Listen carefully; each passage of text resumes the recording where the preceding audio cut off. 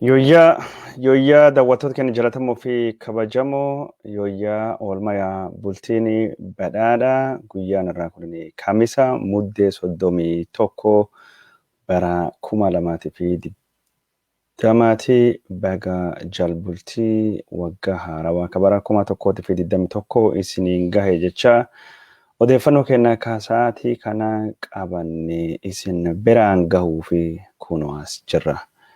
Sagantaan kun akka nama biraatiin bahuu yoo barbaadanii qoqooda waliin dhugaa isin jecha barbaanna. Odeeffannoo kennaa kaasaatii kana isin biraanii gahuu deemna matootii dureen sa'aatii kana irratti xiyyeeffachaa jirru.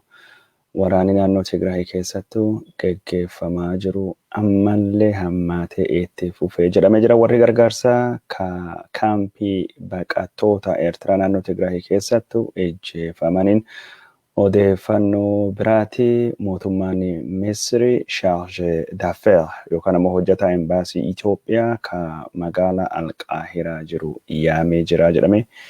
Maaliif yaame? Odeeffannoo isin biraanii kennutu jira. Biltsiginaa Amaaraatii fi Oromiyaa jidduutti ammallee rakkoon dhalatte.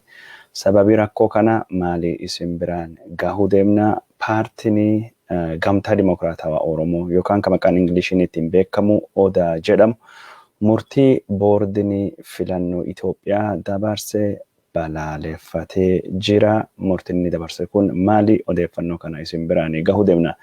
Kadhiyoo kanattuu mana hidhaa irraa gadhiifame obbo Lidatuu Ayyaaloo Jawaar Mohammadii dubbise jedhama. Warri Biltsiginaatii fi hooggantoonni siyaasaa Oromoo tokkolleen hagammaa kan mana hidhaa deemanii Jawaar dubbisanii ka jiran jechuun lakkoofsan lakkaa'amanii odeeffannoo hedduu ka of biraa qabannu dhimma saatalaayitii Itiyoosaati ka OMN fi Keelloo miidiyaan keessatti nammatamanillee irraa odeeffannoo jirtu isin biraan gahuu deemna. Warri nu daawwachuuf asittuu argamtanii hedduu galatooma. Sagantaa kana qoqoodaa faffacaasaa waliin nu ga'a isiniin jechuu barbaanna. Matoota duree kenna ka oduu haga seegii jenneen dubatti oduu biraallee qaqqabna. Ajjeechanii baqattuu Oromoo ka biyya Xaaliyaan ajjitu edaa'uu guddataa mata duree guddaa tahee jira. Addituu edaa'uu guddataa nama biyya Itoophiyaa irraa bara 2020 bara 2010 gara Xaaliyaanii baqattee achitti jechuun horii horsiisuudhaan Xaaliyaan keessattuu re'ee horsiisuudhaan chiizii re'ee gurguruudhaan akka malee beekamte akka fakkeenya milkii baqattoota yookaan immoo baqattoonni gumaacha isaanii gamtaa Awurooppaatii fi kennan akka agarsiisu jechuudhaan seenaan ishii miidiyaalee addunyaa irratti dhiyaachaa jira. Dhiyaachaallee ture. Namni kun nama jechuun Landgraaf saamicha lafa ka Oromoo qarqara Finfinnee irraa baqattee jedhame dhimmi isii akka malee miidiyaa addunyaa irratti haasamaa ture. Re'ee horsiisuudhaan nama baadiyyaa Xaaliyaanittu jiru yookaan immoo lubbuu horadda jedhamtee faarfamtee jirte. Ajjituun waan adda addaatiin kaate haadha re'eelee gammadduu ka jedhamtee beekamtu. Ajjituun kalee bakka jirtu bakka foora re'ee ishii keessattuu ajjeefamtee argamte. Namni re'ee isii tiisu ka biyya Gaanaa tu dhalate Xaaliyaan baqataa tahee isii wajjin jiraatu isii ajjeesu amanee jira jechuudhaan miidiyaan Xaaliyaan gabaasanii jiranii. Nama isii ajjeese kana maqaan Adam Suleymaan jedhamaa jechuudhaan miidiyaan Xaaliyaan gabaasanii jiranii. Akka gaazexaan Xaaliyaanii Corriere della Sera gabaasetti ajjituun silaadoo waggaan haarawaa kana baatii ammajii jalqabatti umrii 43 guutti ammaan tana umrii 42 duute jechuudhaan ajjituun nama seenaa cimaa qabu, nama jajjabduu, nama siyaasaa keessatti hirmaachuuf illee fedhii qabu, barnoota soosiyooloojii barattee jechuudhaan akkasitti dubbatee jira. Ajjituun hojjataa isiitiin ijjeefame dubbiin jettu jiraatullee shakkii hedduutu jira. Maali jennaan warri immigireeshinii jibbanii immigiraantii yookaan immoo baqattoonni dhuftee hojii nurraa fudhatan jedhan keessaa paartileen hedduun ajjitu kana sababa adda addaatii fi ajjeesuuf yeroo adda addaattu yaalaa akka turanii gaazexaan biyya Xaaliyaan kabiraa intarnaasiyoonaaliin gabaasa jira. Intarnaasiyoonaale Korreetiyaa de la Seeraatii fi gaazexoonni hedduun Xaaliyaan dhimma ajjitu wal harkaa fuudhanii akka gabaasaa turanii ka dubbatamaa ture. Miidiyaaleen addunyaa kan akka BBCtii fi Aljazeeraalleen baqattuun fakkeenya milkii taatee haatiree ajjeefamti jechuudhaan wal harkaa fuudhaa gabaasaa akka jiranii kadhagama jiru. Daawwattoota keenya jaallatamoo fi kabajamoo Jawaar Mohammad Faatii haga hidhamanii ji'a jahaffaa kun guyyaa har'a qabatanii Hacaaluu Hundeessaa immoo haga ajjeefame ji'a jaha kalee guutuu gabaasni turre. Ajjechaan Hacaaluu Hundeessaa kabara 2020 keessattuu ta'ee ajjecha Afrikaa akkaan jijjiiree ajjecha akka malee guddaa kadhiibbaa guddaa qabu jechuudhaan maddii oduu BBC gabaasa jira. Akka gabaasa BBC kanattu Afrikaa keessatti bara 2020 akka pirezidaantii Keenyaa duraanii Daani'eel Arap Mooy Pirezidaantii Burundi Pierre Nkurunzizatii fi akkasumas nama akka Dr. Hawa Abdii ka Somaalitii fi taphataanii muuziqaa biyya Kameruun beekama Manu Dibango faatii bara du'an jechuudhaan eegi dubbateen dubattu ajjechaan akka malee dhiibbaa guddaa siyaasaa fi akkasumas odeeffannoo addunyaa kabara 2020 irratti dhiibbaa guddaa qabu ajjecha Hacaaluu Hundeessaa jechuudhaan gabaasa jira. Ajjechaan Hacaaluu Hundeessaa kunini dhiibbaa guddaa waan inni qabaatee fi eeginni du'een dubattu hokkara Oromiyaa keessattu ka'e namni 160 oli duudhanii jijjiirama Itoophiyaa kan maantan Abiy aangoottuu fide keessattuu gahee guddaa taphatee Jawaar Mohammad namni jedhamu hidhamuudhaan himata sobaa shororkaatiin himatame jechuudhaan BBC'n akkasumattuu gabaasee jira. Ji'a jahaffaa ajjecha Hacaaluu Hundeessaa Facebook irratti aktivistoonni Oromoo bifa adda addaatiin yaadachaa oolanii jiran. Karaa biraatiin ammoo ajjechaan Hacaaluu eegi taheen dubattu ka hidhamtoonni siyaasaa kan akka Jawaar Mohammad faalleen ji'a jaha guutanii jiranii. Hidhaan Jawaar Mohammad ji'i jahaffaan isaa kunini Facebook irratti bifa adda addaatiin yaadatamaa jira. Jawaar Mohammad ji'a jahaffaa isaa guyyaa inni qabatu kanattu kan dhiyoo kana mana hidhaa irra hiikame obbo Lidatuu Ayyaaloo mana hidhaattuu isa dubbisee jira jedhamee dubbatama jira. Obbo Lidatuu Ayyaaloo Jawaarii wajjin gaafii fi deebii OMN irratti godhame yookaan ammoo marii OMN irratti godhame ka fulbaana 30 dubatti mootummaa wanni jedhamu Itoophiyaa keessattuu hin jiru mootummaan Abiyyoo filannoo godhuu baatee jedhan sanirra hidhamuu akka danda'u ka dubbatamu Jawaar Mohammadiitii fi Lidatuu Ayyaalollee hiisisuu duuba gahee guddaa qaba jedhamee namni shakkamu akka Dr. Birhaanuu Neggaa taheettuu himamaa jira. Jawaar Mohammadii wajjin taa'ee haasahuun rakkoo waan takkaa hin qabu. Isaayyaas Afeworqii caala Jawaarittuu naa dhiyaata Asmaraa caala Amboottuu naa dhiyaata jechuudhaani gaafii fi deebii OMN irratti yookaan ammoo keessatti godhe irratti warra mootummaa Abiyyi akkas aarsuun isaa dubbatamee jira obbo Lidatuun. Obbo Lidatuun Jawaar Mohammad faa dubbisa jedhamee miidiyaa hawaasummaa irratti wayita naannawaa jiru warri maqaa Oromoo dhawatan tokkolleen hagamma Jawaar Mohammad dubbisuun isaanii wanni beekama akka hin jirre kadhagama jiru. Warra maqaa Oromootiin socho'anii ka Jawaarii jala hin gorre jechuun ka Jawaarii wajjin kanaan dura hudduu tokkoon udaawame jedhamee yaadame yookaan ammoo kababa Jawaarii jalattuu beekamtii argachuu barbaadan aktivistoonni Oromoo ka OMN irratti beekamanii fi biyya Finfinnee jiranii hedduun isaanii Jawaar akka hin dubbisne dhagame jira. Hedduun isaanii ka Jawaar dubbisuu hin barbaanne fi mootummaa mufachiisuu akka hin barbaanne waan fedhanii fi yookaan ammaan tana deeggartoota mootummaa waan ta'aniif aktivistoonni akka jechuun Biraanuu Leenjisoo qabi Ahmed Gisheetii fi warri biyya alaatii galee ka mootummaa wajjin jiranii tokkollee warra Jawaar dubbisan hin beekani. sun qofaa osoo hin taane namni jechuun laaptooppii Jawaarii badhaafame Jawaarii isaaf sagalee tahee dubbise ka akka obbo Lammaa Magarsaalleen Jawaar akka dhaqee hin dubbisne ka dubbatamaa jiru. Sanii alattu obbo Leencoo Lataafaati ka Jawaar Mohammadii wajjin gara Arsii deemuudhaan gaafa Minilik siidan isaa Finfinnee keessatti Abiyyiin eebbifame. Ka siidaa harma muraa fi harka muraa sun wajjin daawwate Jawaar Mohammadii haga mantana mana hidhaa deemee dubbisallee hin beeku. Hoggantoonni OPDO keessa namni Jawaar Mohammadii kanaan dura faarsaa turanillee tokkolleen ka Jawaar Mohammadii bira deeman akka hin jirre kadhagame. Hojjeta OPDO keessa nama tokkottu dhimma haasawaa tokkoo fi Jawaar Mohammadii bira deeme sunillee Jawaar Mohammadii akka waliin dubbachuu hin barbaadanii dubbatamee jira. Dhimma marii yoo taate bifa iftoomina qabu malee maggaarraja duubadhaan yookaan ammoo golle duuba waan ta'u hin fudhadhu jedhee akka deebise kadhagame. Suni alatti warri jechuun paartilee hoggantoota hogganan jedhaman warri paartii KFO'tii fi paartii ABO'lleen keessa jiran hedduun isaanii mana hidhaa deemanii Jawaar Mohammadii dubbisuun akka sodaatametti dubbatamaa jira.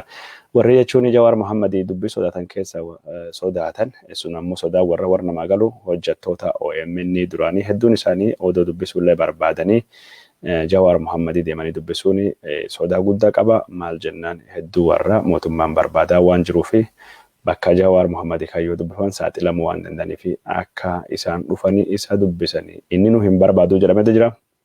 Suni alatti warri hoggantoota falmitoota jedhaman deemanii Jawaar Mohammadii dubbisuun warra akka dubbisaa hin jirre ka beekamaa jiru. Daawwattoota keenya jaalatamoo fi kabajamoo hidhamuu Jawaar Mohammadii ji'a 6 guutuun isaa maal isanitti fakkaata yaada keessan jechuun odeeffannoo waan isinitti dhagahame asumaan nu barreessaa isiniin jechuu barbaanna. Odeeffannoon keenya ka isin biraan gayaa jirru itti fufee jira. Paartiin odaa maqaa Ingilishii gabaa jedhaan beekamu yookaan ammoo gamtaan Dimokiraatawaa Oromoo ka obbo Sultaan Qaasim Gannaa hogganu. Boordiin filannoo haqamuun isaa akka mormii kaasee ka dubbataa jiru. Paartiin kun ibsa baasanii murtiin boordiin filannoo isaan haqee sirrii miti yookaan ammoo dogongora jedhe jira. Paartileen keenya ulaagaa paartii tokkoo fi barbaachisu hundayyuu guutatee jira. Haa ta'uuti malee boordiin filannoo Itoophiyaa paartilee ulaagaalee guutachuu hin dandeenye jechuudhaan filannoo bara 2021 karoorfame keessa nu baasee jira jechuudhaan ka dubbate Oromo Democratic Alliance odaan kunini murtiin boordiin filannoo Itoophiyaa godhe ka isaan hin quubsine yookaan ammoo isaan hin gammachiisin ta'uu dubbachuudhaan boordiin kunini murtii kana akkaataa ittiin murteesse loogii irraa walaba ta'uu isaa nu haa mirkaneessuti. Ragaalee fi marii wayitaa waan kana murteessuuf godhamee ifa nu haa godhuti. Akkasumas xalayaadhaaf yookaan ammoo karaalee qunnamtii adda addaatiin ulaagaalee guutaa isiniin jennee nu guutu dadhabne kanallee nu haa beeksisu jechuudhaan dubbate jira. Paartiin kunini akka murannoo isaa yookaan ammoo murtii isaa keessa deebi'ee laalee gamtaan Dimokiraatawaa Oromoo haqamuu irraa dandamatamu jechuun gaafate jira. Ragaan bulchiinsaa fi ganda aanaa irraa argamu kan loogiin shakkamu taahuu qaba jechuudhaan dubbatame jira. Yeroo ammaan kana waa takkatti dubbatamaa jira. Paartiin kunini ulaagaaleen guutuu qaban jedhee mootummaan yookaan boordiin filannoo laf kaa'e keessaa tokkini miseensota paartiitii fi warra galmaayan nama 10,000 ka barbaachisu warra galmaayan kana boordiin filannoo Itoophiyaa waajjiraalee isaa ka godina wajjin ta'e itti bilbila. Waajjira godina wajjin ta'e itti bilbilee nama jechuun maqaa fi mallattoon isaatii fi telefoonii isaa deeggara paartii ABO yookaan paartii KFO yookaan ammoo paartii ADAO jedhaman itti bilbilanii abbo lakkoofsi kan kee deeggara jedhamtee barreeffamtee jirta ni deeggartaa jedhamanii gaafataman. Yoo gaafataman namni tokkollee yeroo ammaan kana an deeggara paartii ABO jechuun barbaadin sodaata hidhama. An deeggara paartii kafaa'oo jechuun barbaade ni sodaata. Andee gara paartii gamtaa dimokiraatawaa Oromoo jechuun ammaan kan hin sodaata. Namni biltsiginnaa malee wanni bira hunduu nam hiisisaa waan jedhuu fi namni afaan guutatee an paartii kana deeggara jedhu jiru. Namni hedduun kan itti bilbilama akka sodaataa jiru kunin odeeffannoo kenna ka biyyirra dhagayaa jirru.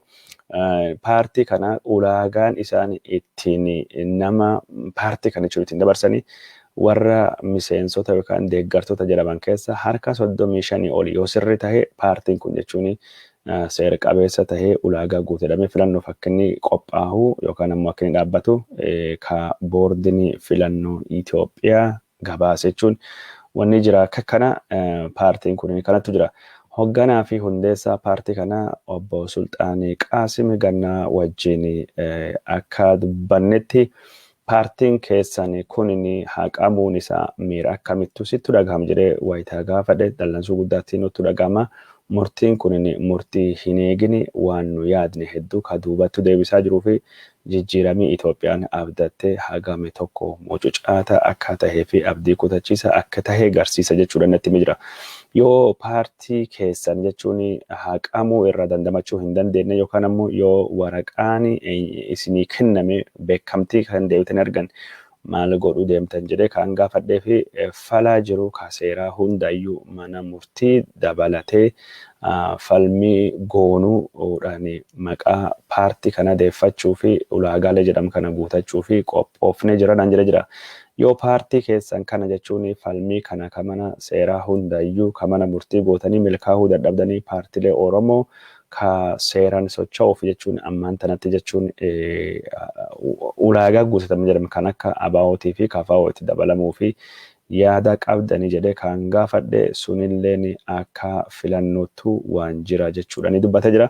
Haa ta'uuti malee paartii KFO yookaan ammoo paartii ABO'tu dabalamanii ammaan tana socho'uun hagam tokko akka jechuun nama baasin beekamu maal jennaan paartilee lamaan kun haala ammaan tan jiruun filannoo Itoophiyaa keessatti dorgomuun rakkisaadha jechuudhaani ibsa baasuun warra ni yaadatan. Odeeffannoon keenya ka isin biraanii gayaa jirru akkuma itti fufettu jira daawwattoota keenya jaallatamoo fi kabajamoo amma ammoo boorduma filannoo irratti waan isaan dabarsan takka lama haasuuf nuti boordini filannoo Itoophiyaa maappii yookaan ammoo kaartaa filannoo ka bara kanaati fi galmeelee filannootii fi naannoo filannoo ka bara kanaa baasee jira.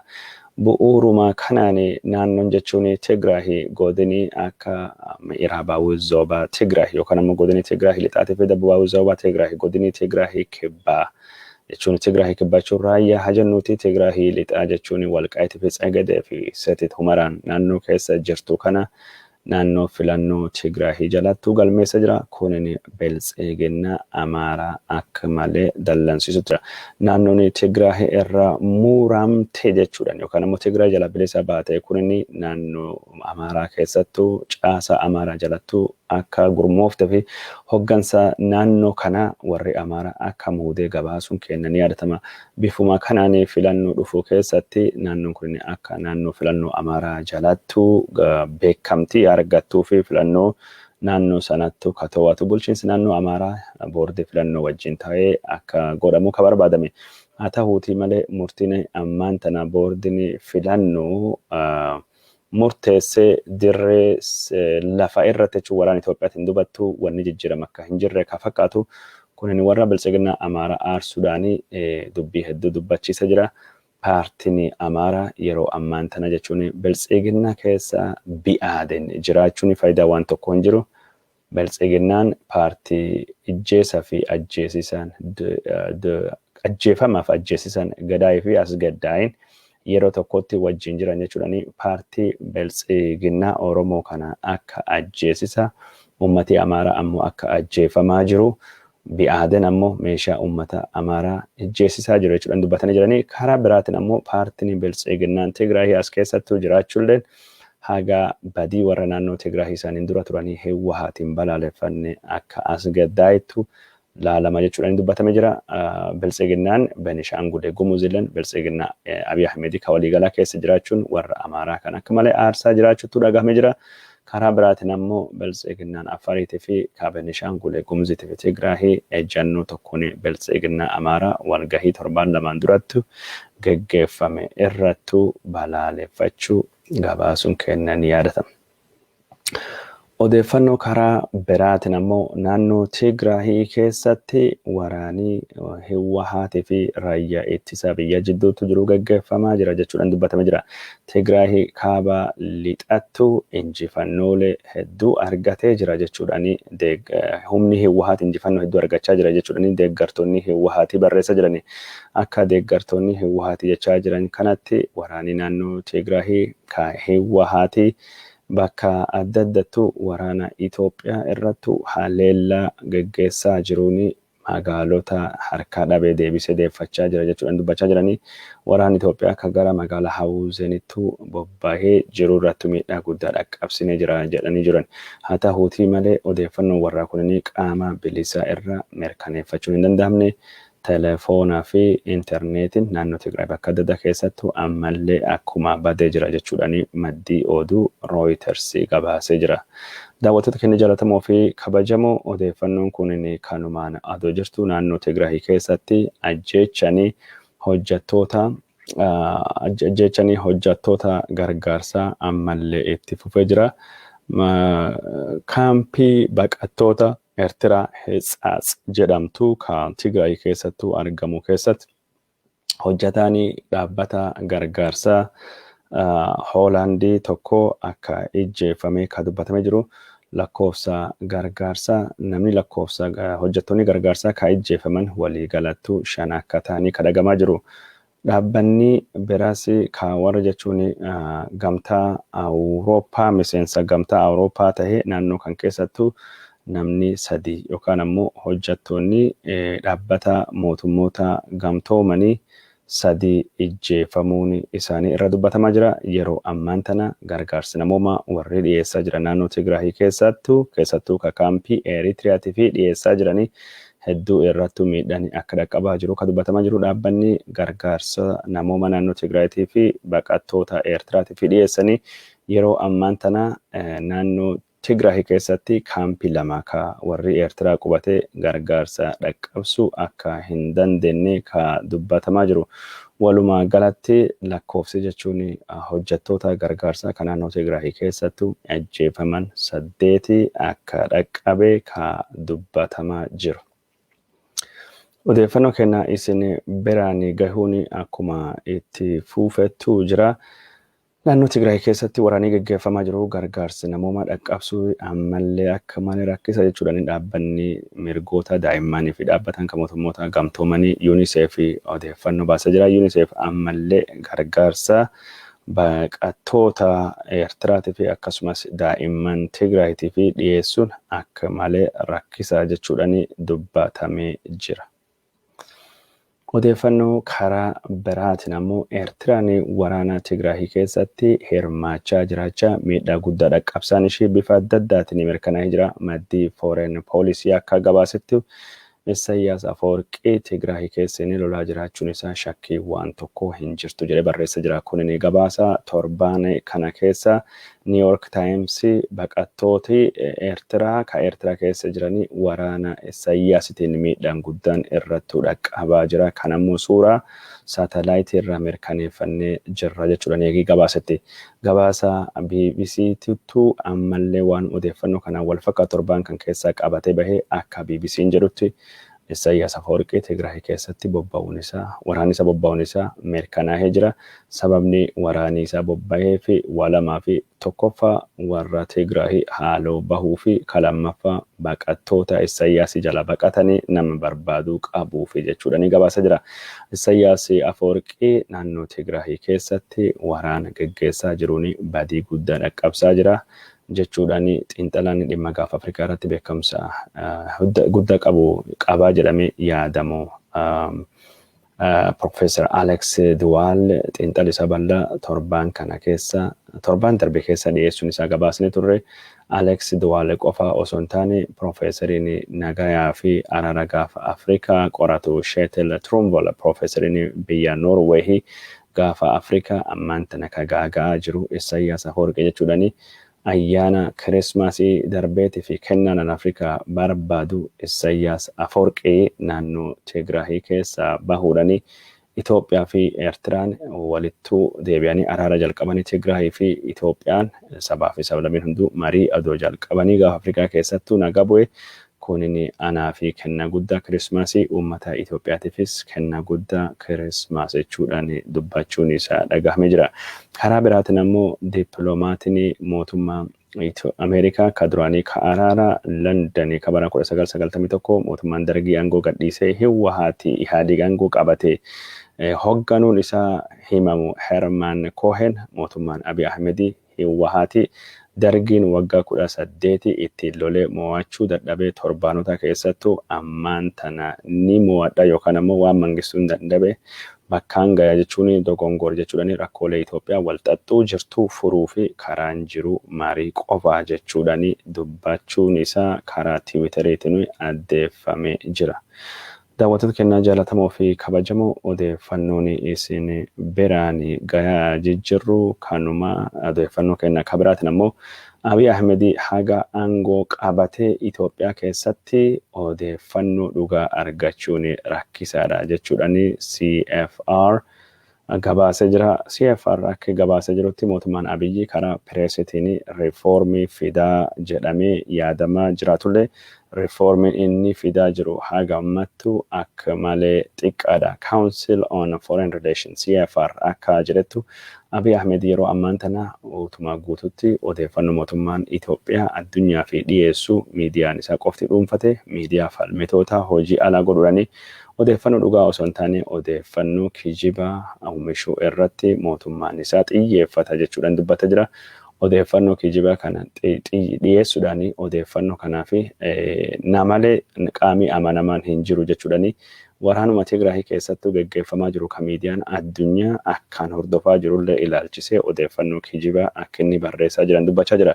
Warra qaama odeeffannoo bilisaa dhiyeessuu danda'anii ka gaazexeessitoota biyya keessattii fi ka biyya alallee yeroo ammaan tana mootummaan Abiy Ahmed xiyyeeffannaa hamaadhaanii miidhaa irrattuu akka dhaqqabsaa jiru pireesii biyya Itoophiyaa keessattuu akka hojjechuu hin dandeenye godhaa jira.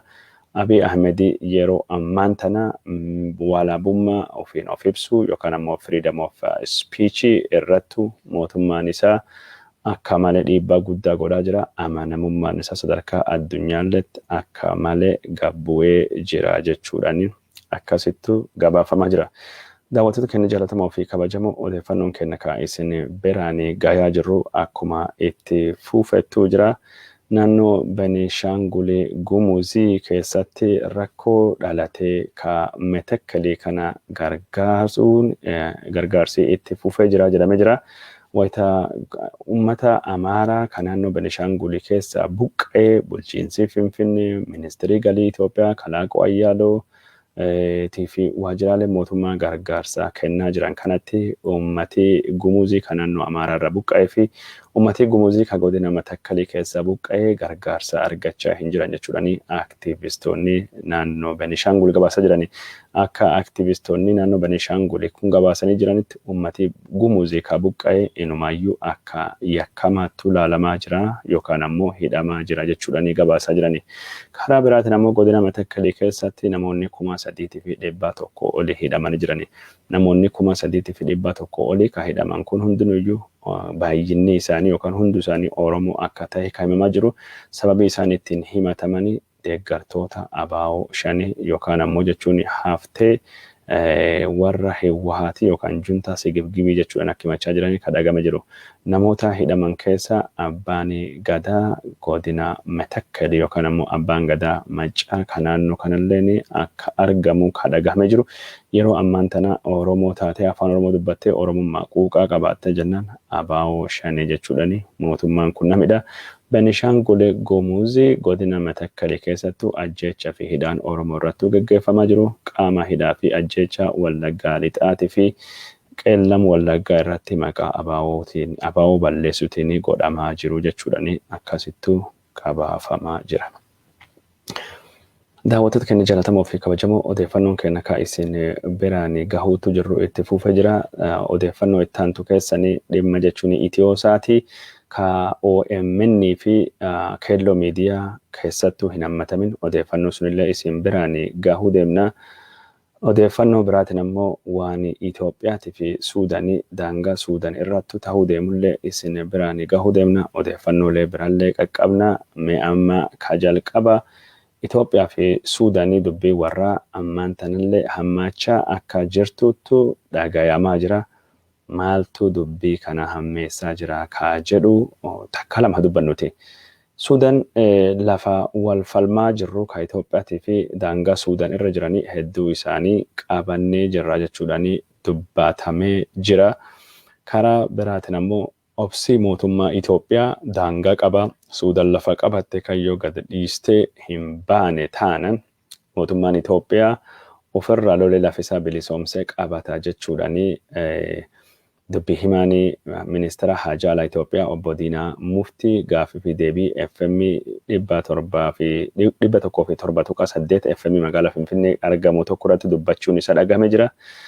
Dubbiin kun mootummaa Suudaan birattuu fudhatama dhabee jira. Mootummaan Suudaan lafa Itoophiyaa kiiloomeetirii takkaa miti taakkuu takka itti dabarree hin qabanne lafii nu qabanne kun lafuma daangaa Suudaanii keessatti mootummaan Itoophiyaa nurra kanaan dura weeraree deeffanne jechuudhaan dubbatanii jiranii.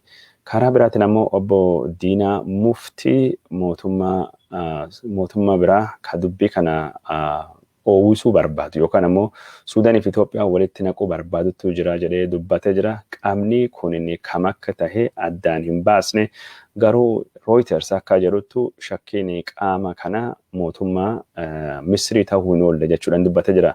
Karaa biraatiin ammoo gaaffii fi deebii kan gubbaatti mootummaan Abiy Ahmedii ejjannoo isaa yoo dubbatu ambasaaddar Diinaa Muftii dhimma kana dubattu biyya jirtu hedduu ija akka gaarii ija shakkiitiin ilaaluu bira darbee of eeggannoodhaan xiinxalaa tarkaanfii barbaachisaa ta'e fudhachuu fi qophii qabaa jedhee dubbatee jira. Dhimma kana irratti jechuun Diinaa Muftii oduu dubbachaa jiru mootummaa Misrii akka malee qeeqee jedhama. Siyaasa Misrii keessa seenuudhaanii dhimma hidhaa guddichaa laga Abbayyaatii fi walitti bu'iinsa Suudaan wajjin Itoophiyaan qabdu ejjannoo mootummaa Misrii qeequudhaanii siyaasa Misrii keessa seenee haasawa haasa'ee jechuudhaanii dubbatamee jira. Haasani inni dubbate kun maal akka taate maddii oduu Reuters hin gabaasne. Maddii oduu Reuters dhimma kana irratti jechuun hiikoo gaaffii fi deebii Diinaa Muftii FM kan wajjin godhe Aljaziirattu afaan Ingilishittu hiikee jechuudhaanii hiikoo Aljaziiraa kan hiike Aljaziiraanis waliigalattu ambasaaddar Diinaa Muftii dhimma hidhaa guddicha laga Abbayyaatii fi dhimma keessoo siyaasaa Misrii dubbate jechuudhaan alatti dhimmi sun maal akka ta'e hin dubbanne.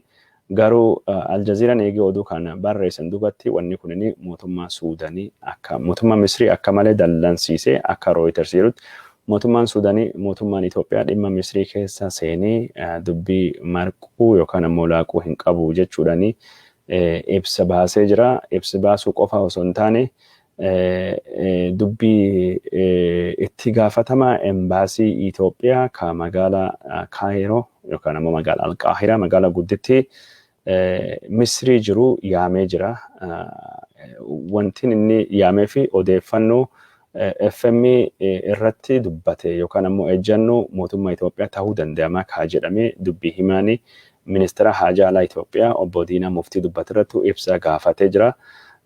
Ibsa gaafatee kanaanii ibsi deebiin inni kennuuf maal akka taate hin beekamne garuu yeroo rakkoon akkana dhalattu yeroo mormiin gosa kana dhalattu ambasaaddar yookaan ammoo chargé d'affaires waanuma adda addaatu yaamanii ibsa gaafachuun yookaan ammoo ejjannoo mootummaa ibsachuun waan jiru jechuudhaanii dubbatee jira. Reuters akka odeeffannoo Reuters karaa biraatiin ammoo rakkoon daangaa Itoophiyaatii fi Suudaanii gara Misrii dhufaa jirti. Misriin gara waraan kanatti dabalamuu dandeetti jechuudhaanii dubbatee jira. Karaa biraatiin ammoo rakkoon dhimmi Tigraay irraa jalqabee gara daangaa Suudaaniitii fi Itoophiyaatti darbe ammaan tan ammoo dhimmi kun gara Misriileetti deemuudhaanii Misriileen dhimma kan keessattuu dabalamaa jirti jechuudhaanii yoo waraanii Itoophiyaatii fi Suudaan jidduutti banamtaanan Misriin Itoophiyaa wajjin dhaabbachuu Misriin jechuun dhiifama Suudaan wajjin dhaabbachuu akka dandeettu dubbatamee jira.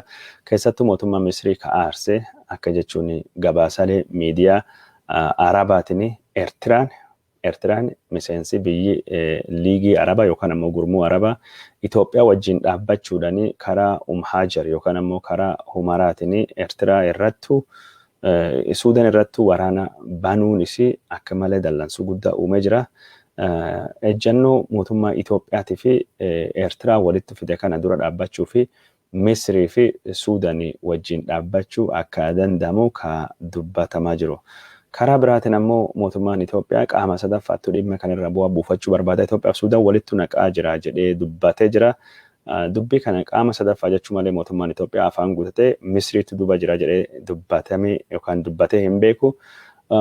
Misriin yeroo ammaan tana Suudaanii waraanaa fi kakaasaa jiraachuunis ammoo bifa adda addaatiin mul'achaa jira. Torbaan kan keessatti mootummaan Misriitii fi mootummaan Suudaanii waliigaltee takka irra dhaqqabanii jiranii.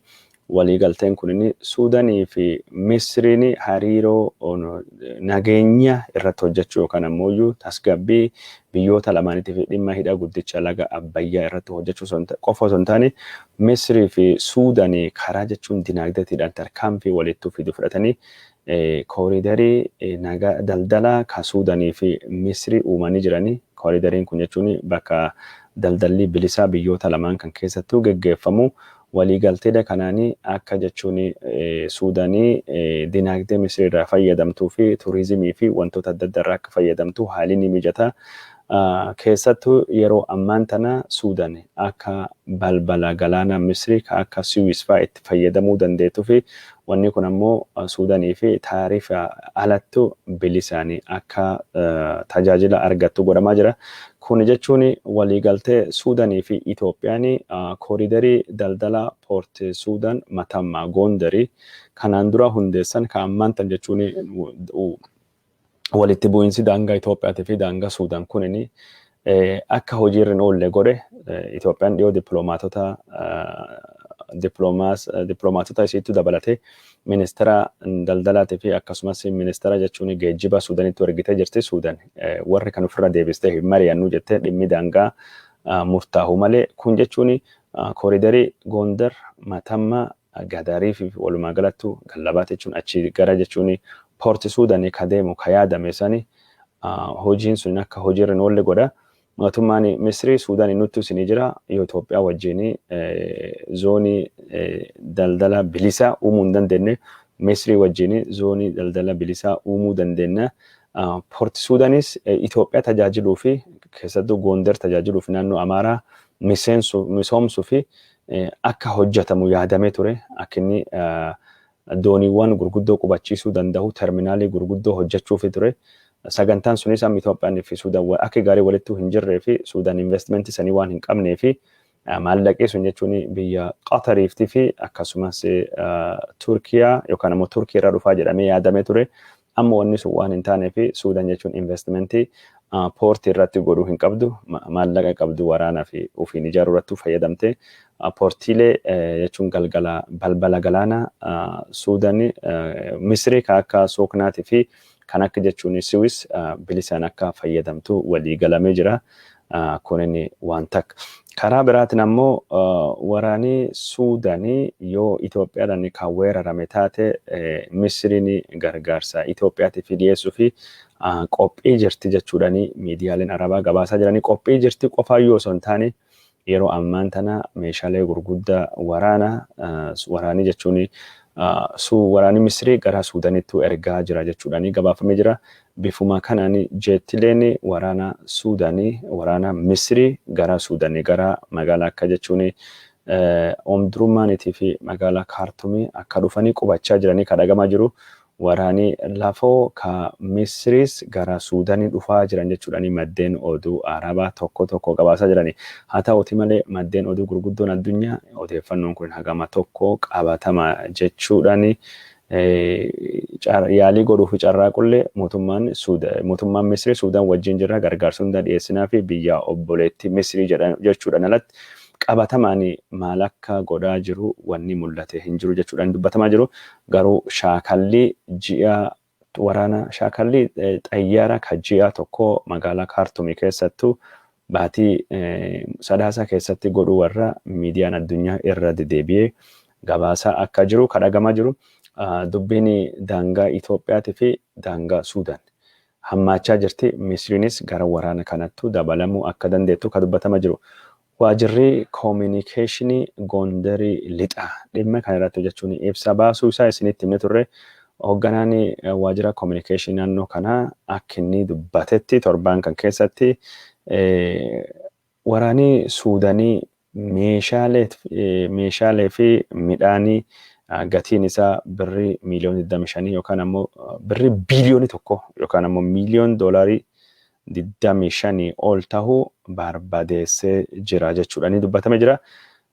Waajjirri koominikeeshinii naannoo Tigraahii naannoo jechuun Gondarii lixaa kunini Walqaayitii fi Tsagada Tigraay irraa deeffanne jennee odoo gammadaa jirru Suudaanii biyyitii ollaa kennaa ka gaafa juntaa loluu fi jenne lafa kana amaanaa itti dhiisnee milishoota kennaa gara jechuun Tigraahittuu ergine amma jechuun haala mijata jedhame yaadanii itti fayyadamuudhaani lafa kennaa nurra fudhatte jechuudhaani dubbata jira. Mootummaan Itoophiyaa waan kana dhaabuu qaba, waan kan dhaabuu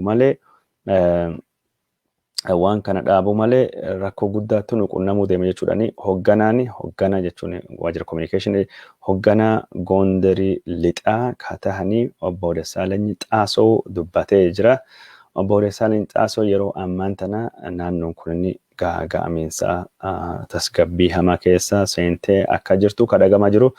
Aktivistoonni Amaaraa hedduun isaanii kan naannoo kana lafa Gondarii ka midhaan facaafannee midhaan nu dhaqqaban irra haamachuu dadhabne jirra. Midhaan nu haamannee Suudaanittuu galfataa yookaan calleeffachaa jira. Karaa biraatiin ammoo meeshaaleen tarbaayinaroonni kennfaatii saamamaa miidhaan guddaan investoroota fi jiraattota naannoo kana irratti dhaqqabaa jira jechuudhaan dubbatame jira. Lafti Suudaanii deeffatte jedhamu kun lafa qonnaa akka malee misaa tahee kan dubbatamaa jiru. Naannoo kan keessatti qotee bultoonni Amaaraa 100,000 oli ta'anii akka qubatanii ka gabaafamaa jiru. Walumaa galatti uummati Itoophiyaa miiliyoonii 2 olitti Suudaan keessa akka qubatu kan yaadatamu. San qofa keessa namni miiliyoonii 1 magaalaa gudditti Suudaanii Khartoum akka jiru ka odeeffannoon addeessitu. Daawwattoota keenya jaallatamoo fi kabajamoo odeeffannoon keenya ka isin biraanii gayaa jirru kanuma fakkaata. Odeeffannoon keenya itti fufaa jira. Ibsa jechuun dubbii himaanii waajjira ministeera haajaa alaa Itoophiyaa obbo Diinaa Muftii dubbate irrattu ibsa gaafachuu fi yookaan ammoo dubbii sun balaaleffachuu fi mootummaan Misri ministeerri haajaa alaa isii chargé d'affaires embaasii Itoophiyaa ka magaalaa Alqaahiraattu argamu yaame ka jiru mata duree oduu guddooti. Hariiroon jechuun Itoophiyaa fi Suudaanii fi Misri garam deemaa jirti maaltu jira ka jedhu isin biraanii gahuu deemna. Odeeffannoo biraatiin ammoo Itoophiyaan dhaabbata tajaajila saatalaayitii kennu ka mataa ofii banachuutu dhagame. Tajaajili saatalaayitii kun Itiyoosaat jedhama. Itiyoosatiin kunini saatalaayitoota warra televezyiinii saatalaayitii irratti dabarsanii ka Itoophiyaa walittu qabee kallattii tokkoon akka dabarsan jechuun diishin yookaan ammoo saatalaayitiin kallattii tokkorra akka dabarfamuu godha. Kan keessaa jechuun OMN fi keelloo miidiyaan ogguramanii jiranii yookaan ammoo OMN fi keelloo miidiyaan hammatamanii hin jiranii. Kunini adeemsa miidiyaa Oromoo sagalee dhabsiisuu yookaan ammoo miidiyaa Oromoo akka uummataan hin baane OMN cufsiisuu jechuudhaani. Sagantaan OMN irratti dhiyaate tokko irratti miseensi boordii OMN obbo Darajjee Hawaasitii fi xiinxalaan OMN irratti dhiyaatu Abdurazaaq Kadir Dubee isaanii dubbatu OMN irratti mul'atee jira. Akka odeeffannoo ammaan tan jirtutti OMN jechuun jaamintaan. OMN jechuun qilleensirra hin ugguramne. OMN ka godhame keelloo miidiyaanis ka godhame Itiyoosaat jechuun dhaabbata saatalaayitii mootummaa Itoophiyaatiif dhiyeessu. Itiyoosaatiin kun waan akka Naayilsaatii faatii yookaan waan akka Yuutelsaatii yookaan waan akka Arabsaatii tajaajila jechuun warra kennu jechuun warra saatalaayitii samiirraa qabutu jira. Warri saatalaayitii irraa qabu kunniin dhaabbattoota adda addaati. Service provideroota jechuun vendorii adda addaatu jira. Sun keessaa Itiyooosaatiin akkuma Naayilsaatii fa'aa kan jechuudha. Itiyooosaatiin kunniin chaanaloota Itoophiyaa kan biyya alaa jiranii kan akka jechuun isaatiitii fi miidiyaalee Itoophiyaa hundaayyuu kan maqaa Itoophiyaatiin dhaabbate kan biyya keessa jiru hundaayyuu hammatee jira. OMN fi keelloo miidiyaa hin hammanne. Kun jechuun maal jechuudha? Kun jechuun walam jechuudha. Tokkoffaa saatalaayitiin kun hundinuyyuu kallattii tokko irraa eegee argamu. Itiyoosaat irraa eegee argamu. Keelloo miidiyaa fi OMN kallattii biraarrattu argamanii namni Itoophiyaa kan saatalaayitii yookaan diishii qabu filannoo lama godhachuu qaba. Miidiyaalee kan hundaa waliin daawwachuu, miidiyaa Itiyoosaat irrattuu jiran yookaan ammoo miidiyaa kan hundaa dhiisee OMN irra keewwachuudha. Durii kallattii tokkoon dhufa. Hundinuyyuu durii Naayilsaat irra wajjin jiranii yookaan Arabsaat irra wajjin jiranii yookaan Yuutelsaat irra wajjin jiran. Ammaan tan jechuun OMN qofaattu bahee jira. Keelloo miidiyaan qofaattu bahee jira. Filannoon jirtu waan kan hundaayyuu dhabanii Itiyoosaat irratti amma chaanalii hedduutu jira. Chaanaloota jechuun bashannansiisoo, kan sirbaa, kan muuziqaa, chaanaloota biyya alaa, chaanaloota ispoortii, chaanaloota oduu, kan nyaataa, kan faashinii, entertainmentii hedduutu jira. Kan oduu. Kan hundaayyuu dhabanii OMN filachuu yookaan ammoo OMN dhiisanii kan filachuudha. Carraa namni OMN ittiin daawwatu akka malee gabbuusaa jechuu xiqqeessa jechuudha. Maal jennaan saatalaayitii namni qabu yeroo hunda rakkoon guddaan tokko jechuun saatalaayitii ol bahanii achi gara mirgaa naa qabee afaan gar kaabaa deebisee gar kibbaa gar lixaa gar bitaa deebisee diishiin man gubbaa jira qorqoorroo gubbaa jira yeroo hedduu diishii kana olii gadi naannessuun akkuma rakkisaadha. Namni jechuun diishii bakka tokko irra keewwatee ka gada fi riimootiidhaan jijjiirachuu barbaada. Amma carraan sun hin jiru. Mootummaan Itoophiyaa miidiyaalee Oromoo lachuu kan jiran saatalaayitii gubbaatti gadaa bilisummaa jedhama. Keelloon kan irratti argamu keelloo kuushii fi bultuma achirratti argama. Kan OMN'dha. Warra lamaanuu keessa hambisee jira yookaan ammoo saatalaayitii irrattu akka hin argamne godhee jira. Karaa sunittu jira carraan OMN daawwatamuu fi qabu yookaan ammoo keelloo miidiyaan daawwatamuu fi qabu kan akka malee ugguru ta'utu dhagama jira. Miidiyaaleen warra naannoo Tigraay illee jechuun carraa jechuun Itiyooosaatii keessattuu hammatamuu akka hin argatini kan dubbatamaa jiru. Tarreen Itiyooosaatii kan keessattuu miidiyaan Habashoota ka bulchiinsa Abiyyi qeeqanii ka garilleen akka hin jirre kan dhagamaa jiru. Garuu kaayoon waan kana adda durummaadhaanii miidiyaa sagalee uummata Oromoo tahee OMN fi keelloo miidiyaan akka jirattuu hin argamne godhuu akka ta'e kan dhagamaa jiru. Dhimma kana walittu qabatee odeeffannoon jiru akka agarsiisutti saatalaayitii Itoophiyaa ka gosa kana Itiyooosaatii ka jedhamu kana namni irratti hojjechuu jalqabee itti gaafatamaa abbaa taayitaa biroodkaastii Itoophiyaa obbo Zaraay Asgidoom nama jedhamutu ture. Yeroo Oromoprotestii bara 2015 san OMN yeroo jaam godhan yookaan ammoo OMN yeroo cufan saatalaayitiin OMN fi saatalaayitiin Itoophiyaa kan hundinuyyuu chaanalii gosa tokko irra waan wajjin jiranii fi kallattii gosa tokko waan waliin jiraniif saatalaayitota biraallee jaam godhaa turan. Kan akka jechuun saatalaayitota akka Dochee Velee, saatalaayitii akka jechuun chaanaloota akka jechuun BBC fi VOA hundattuu CNN fa'aati hunduu jaam wajjin ta'a ture. Kan mootummaan Itoophiyaallee wajjin jaam ta'a ture. Sun rakkoo sunitti ture. Karaa biraatiin ammoo yeroo sanittuu Zaraay Asgidoomi saatalaayitii waan jedhame kan Itoophiyaa irratti darbe hundaayyuu gam tokkottuu fidanii akka jechuun Itoophiyaa irratti akka Itiyoosaatiin qofti dabarsu. Akka Itiyoosaatiin qofti dabarsu godhuu barbaadanii turanii. Itiyoosaatiin qofti dabarsee warri jechuun Yuutelsaatii fa'aatii akka Arabsaatii fa'aatii yookaan ammoo kan akka Naayilsaatii fa'aatii Itoophiyaa irratti akka hin dabarsine godhuu barbaadanii turanii. OMN yookas tahee Itiyoosaat irratti waan hin jirree fi biyya miidiyaa san gubbaa irratti waan jiruuf Itoophiyaa keessatti dabarfamuu hin danda'u. Itoophiyaa keessatti exclusive raayitii kan qabachuun mirga kan qabu Itiyoosaatii qofa jedhamee OMN fa'aatii akka Itoophiyaa irratti hin dabarfamne godhamuu fi ture.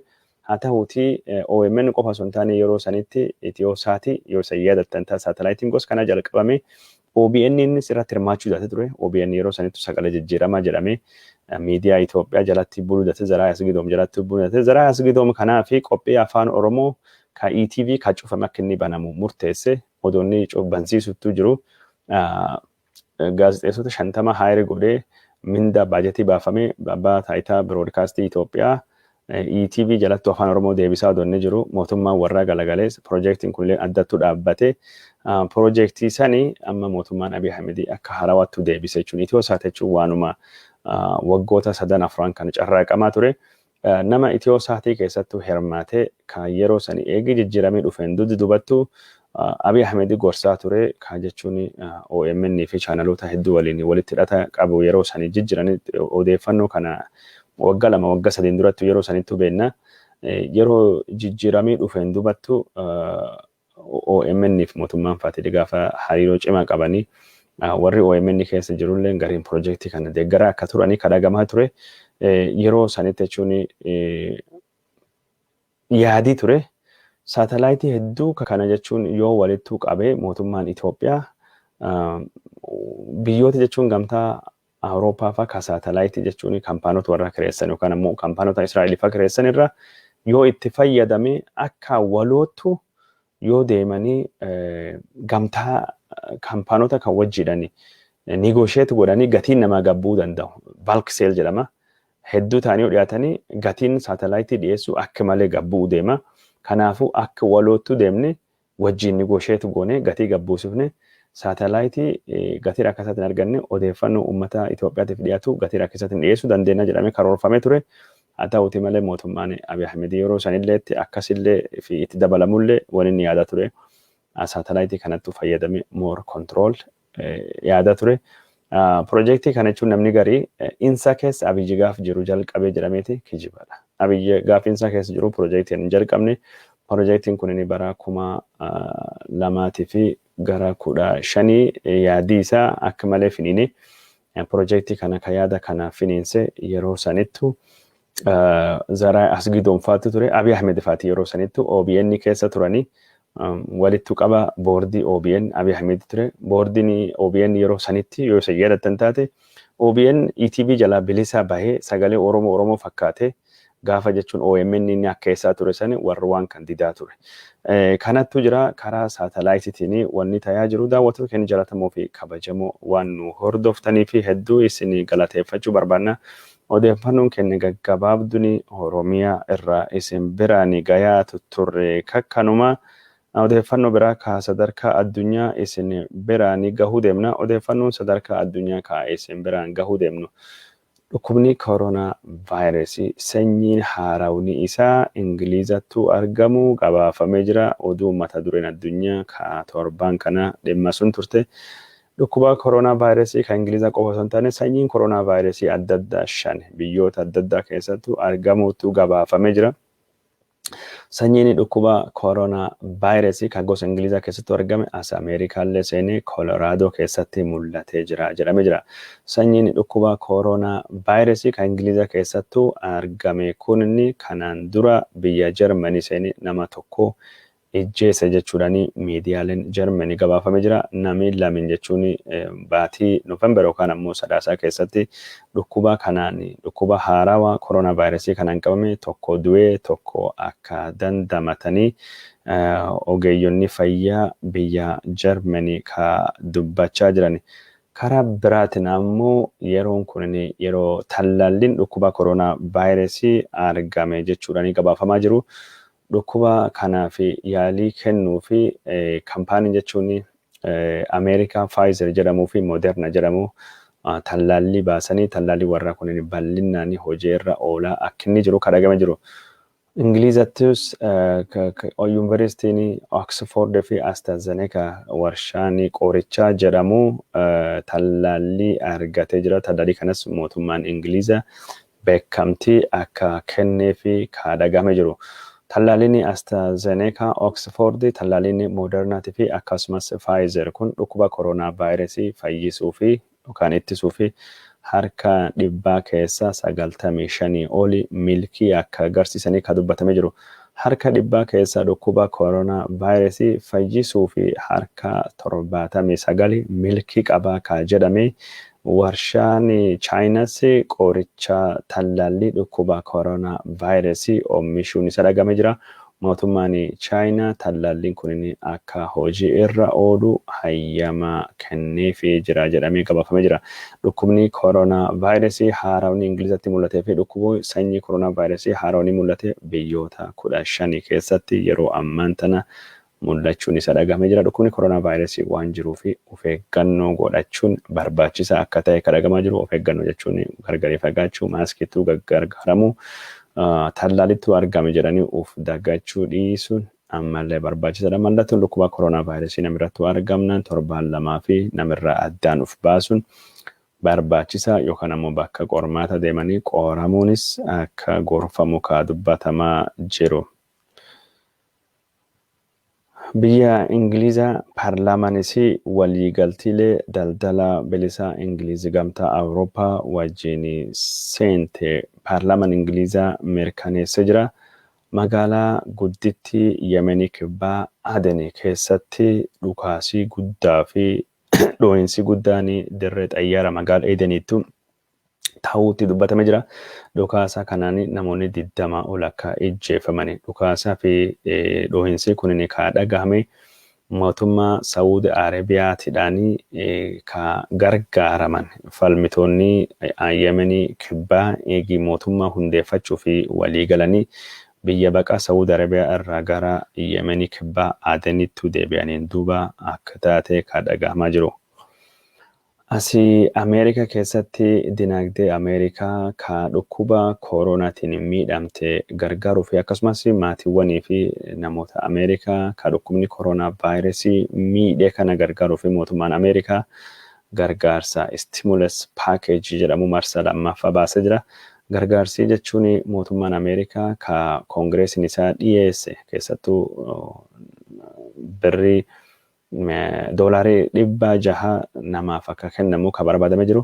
Kan irratti waan hin mallatteessu 2,000 cheekiin namaa kennamuu qaba jedhee Doonaald Tiraamp gaafatee jira. Yaamicha Doonaald Tiraamp kun deeggartoonni paartii Demokiraatii ka mana marii Ameerikaa gadaanaa to'atanii deeggaranii jiranii. Haa ta'uuti malee mana marii olaanaa Ameerikaa seneetii warri to'ate ka Rippaabilikaanii waan kana fudhatama dhabsiisanii jiranii. Hogganaani paartii Rippaabilikaanii ka seneetii Mitch McConnell akka jedhetti yeroo ammaan tana haalii seerii kun yookaan biiliin kun ittiin bahu hin jiru jechuudhaan dubbatamee jira. Karaa biraatiin ammoo odeeffannoo jidduu galeessa bahaa isin dhiyeessaa jirra. Xayyaarii Ameerikaa gurguddaan boombii buusuu danda'anii biyya jechuun galoo galaana Faarisii ka Ameerikaa fi jechuun Iraan irratti wal dhabaa jiran irraa balalii godhuun isaa dhagahamee jira. Kun jechuun dubbii Iraanii fi Ameerikaa jidduu jirtu akka hammeessuu danda'u kan dubbatamee jira. Mootummaan Iraanii balalii xayyaara Ameerikaa kana dubbii barbaada jechuudhaan dubbatee jira. Hariiroon Ameerikaatii fi Iraan akka malee hammaachaa akka jirtu kan dhagamaa jiru. Keessattuu mootummaan Doonaald Tiraamp waan biyyoota Arabaa dhimma kan irrattu deeggaraa jiruu fi akkasumas mootummaa Israa'el akka malee deeggaraa jiruu fi hariiroo warra kan lamaan akka malee akka hammaate kan dhagamaa jiru. Keessattuu saayintistoota nukuleerii oomishan kan Iraanii hedduu warra ajjeefamuun hoogganaan waraana Iraanii ka Rippaabilikaan gaardii ka jedhamu Suleemaani nama jedhamu magaalaa Baagdaad keessatti bulchiinsi Tiraamp ajjeesisuun kun hundinuu hariiroo biyyoota lamaanii hammeessanii jiranii. Waan Ameerikaan goote kana haaloo bahuu fi deeggartoonni mootummaa Iraan embaasii Ameerikaa ka Baagdaad naannoo magariisa jedhamu ka jechuun haleellaa irra akka malee eegamu keessattuu rokkeettii darbachuu dhiyoo kana gabaasni ture. Rokkeettii kan keessattuu namni du'e jennaan tarkaanfii hamaa yookaan ammoo cimaa mootummaa Iraan irratti fudhanna jechuudhani Doonaald Tiraamp karaa Tiwiiteriitiin dhaadachuu gabaasuun kennaa ni yaadatama. Daawwattoota kennaa jaallatamoo fi kabajamoo waan nu daawwachaa jirtanii fi hedduu isin galateeffannaa tamsaasii kenna ka odeeffannoo ka isin biraan geenne ka galgala kana hagasuma nagaan nu oola nagaan nu bula.